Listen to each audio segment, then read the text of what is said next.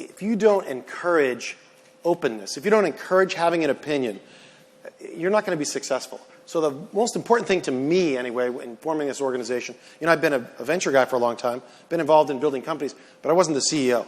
When you're there in the CEO's role, and by the way, it's your capital for the most part as well, the number one thing is you want to hear what other people have to say. You want to listen very carefully, and you want them to have opinions. So from day one, in our organization, number one, you have to have an opinion or better be somewhere else. And we air them. We shut the door. We air the opinions about the draft, with player selection you're referring to in basketball, but on the business side as well. We air opinions. We argue. We yell at each other even. We're pretty open about this.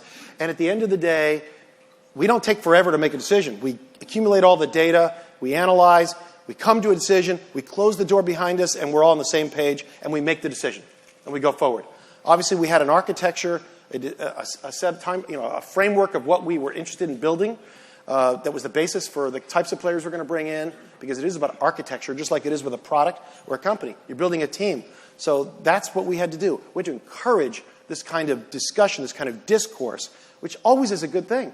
So I guess what I'm saying is the only thing I brought to that party was, having seen a lot of companies over a lot of years, having seen a lot of CEOs, I knew that what I didn't know, which was most everything, and I just wanted to encourage discourse, encourage conversation, and the only thing I'm good at really is listening.